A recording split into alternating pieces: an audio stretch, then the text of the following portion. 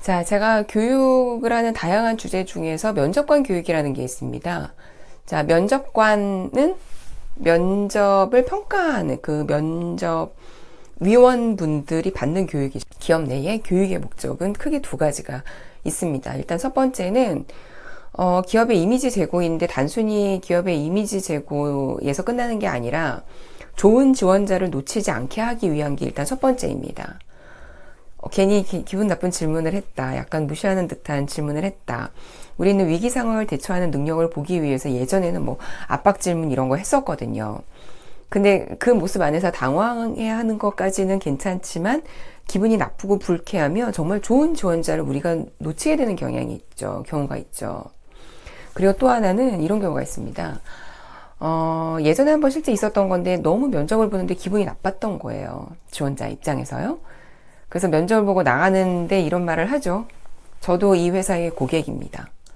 근데 이 일로 예전 같으면은 그냥 지나가고 말았을 걸 요즘에 젊은 친구들은 이거를 SNS에 다 올립니다. SNS뿐만이 아니라 자기들끼리 하는 이런 뭐 면접 스터디 그룹 같은 게 있는데 또는 그 취업에 관련된 플랫폼이 있죠. 이런 데다가 면접 후기를 막 올리는 거예요.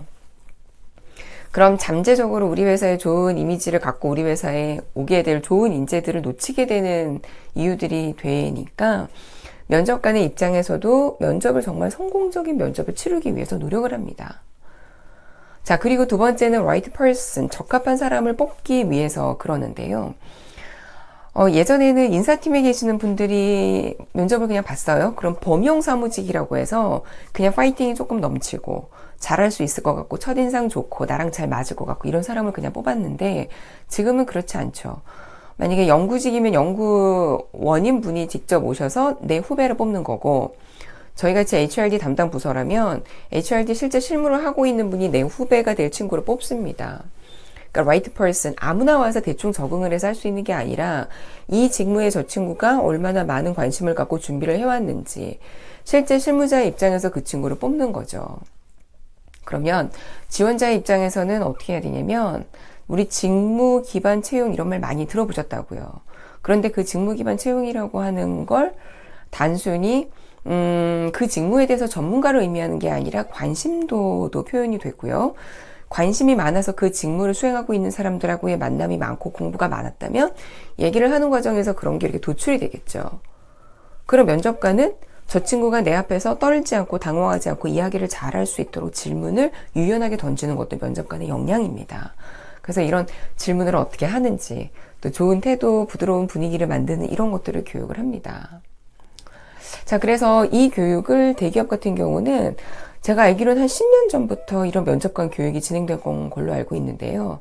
어느 회사 같은 경우는 실제 그 면접관 교육, 사내에서 이루어지는 교육을 다녀오신 분하고 얘기를 나눠봤는데 2박 3일간 면접 교육을 합니다.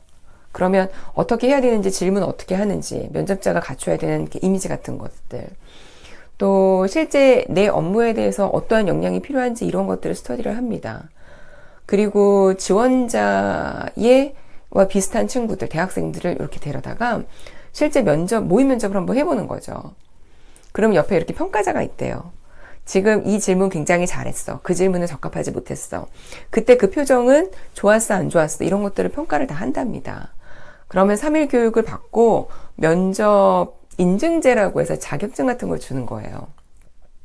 이렇게 교육을 받으신 분들이 실제 면접에 오는 겁니다. 자, 그러면 지원자들의 입장에서도 머리 한번 잘 이렇게 써보셔야 되는 게, 야, 가가지고 나 대충 그냥 조금 친근한 사람이고 내가 좋은 사람이고 나의 매력을 보여주면 돼.